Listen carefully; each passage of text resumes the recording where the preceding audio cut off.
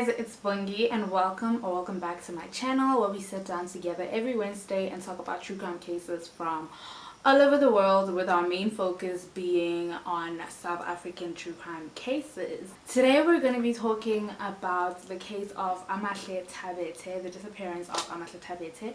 But before I get into the details of this video, I just want to make my usual disclaimer that I mean absolutely no disrespect to anybody that I'm going to be talking about in this video, as well as all the families that were and are affected by this case.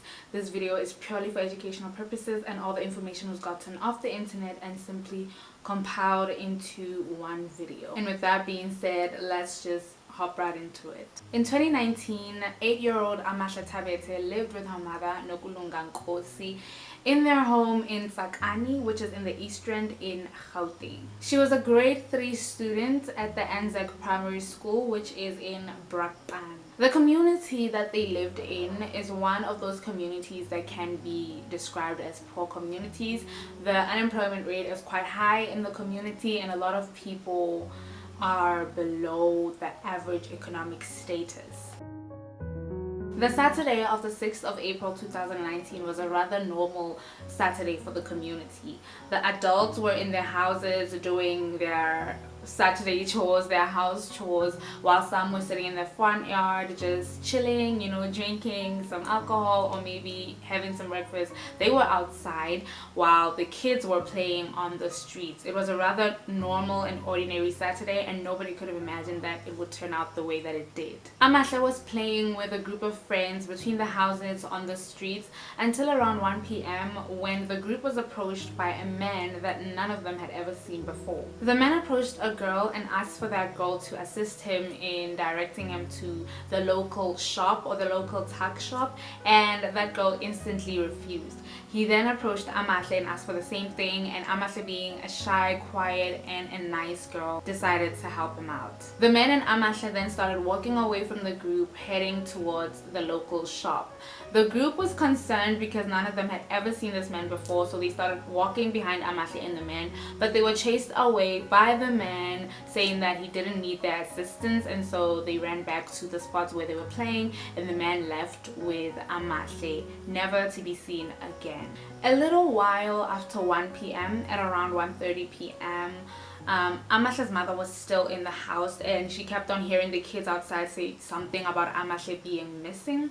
She kept on hearing something about Amahle leaving with this man, and Amahle, just Amahle disappearing basically. And so she decided to head outside to hear for herself what the heck was happening, and that's when the group of children told her that Amahle had left with this man and never returned. She and her sister instantly panicked upon hearing the news, and so they immediately rushed to the police station to open a missing persons report, while the community stayed behind and started looking for Amahle around the community, around the township. Large community searches as well as police searches were all unsuccessful.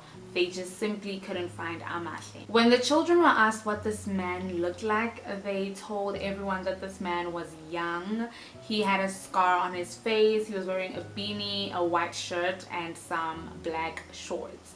They hadn't really seen this man around, so they couldn't really tell the parents who exactly he was, but that was the description that they gave to the community and to Amahle's mother. During the search on that very same day, someone approached Amahle's mother and told her that the description that the children were giving was quite similar, was actually extremely similar to a description of a man on an identikit that had been doing some rounds on social media, and she showed Nokubonga the identikit. The man on the identikit was in his mid-20s, and he was wanted in connection to 58 rapes that had happened in the townships in the East Rand in Gauteng. So this is the area that Amahle and her mother lived in. These rapes had started in the year 2012, and they were still ongoing in the year 2019. And in some of the cases, he had actually stalked his victims before actually going ahead with the crime. In some other cases, he would pretend to be somebody who had some kind of authority and then would use that to lure his victims to a secluded area where he would then proceed to rape them. He had different MOs, different modus operandi, but he did lure them to a secluded area and then he would rape them and then threaten them. Nokubonga then showed the children the picture of the identikit, and the children did agree that the man on the identikit did look like the man who left with Amahle. Amahle's family also hired a private investigator to try and help them find their daughter, but Amahle was just simply never found. During the early days of the investigation, another man, apart from the man on the identikit, was taken in for questioning because there were some eyewitnesses or some people who claimed that they had seen this man with Amahle on the very same day that Amahle went missing. So this man was taken in by the police for some questioning, but he was released due to insufficient evidence. Amahle is still missing to this day, and the search for her still continues. Her mother and family still believe that Amahle is alive and somewhere out there. So please, if you have any information regarding her whereabouts, please contact the SAPS of Tsakani and tell them everything that you know. On the 25th of November 2021, which was actually Amahle's 11th birthday, pupils at the Anzac Primary School held a prayer in remembrance of Amahle, just praying for her safe return. They also planted a tree on the school's premises in remembrance of Amahle. Her disappearance has affected her mother very badly, and she is just unhappy, unhealthy, and is constantly going in and out of hospital. I pray that Amahle Thabethe will be found soon, because that will bring a lot of joy to her, her mother, and her entire family and her entire community.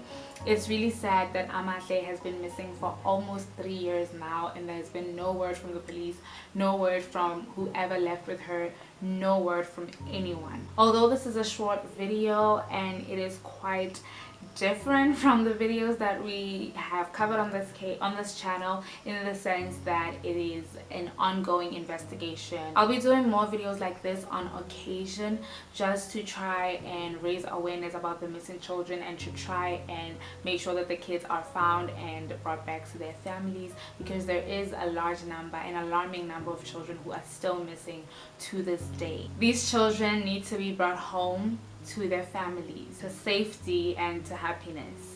Thank you for watching today's video. I have more videos on my channel, so please check them out, or you could just click on this one and watch it, and also subscribe to my channel while you're at it, because there's plenty more videos where this one came from. Thank you once again for watching today's video. I'll see you in my next one. Bye.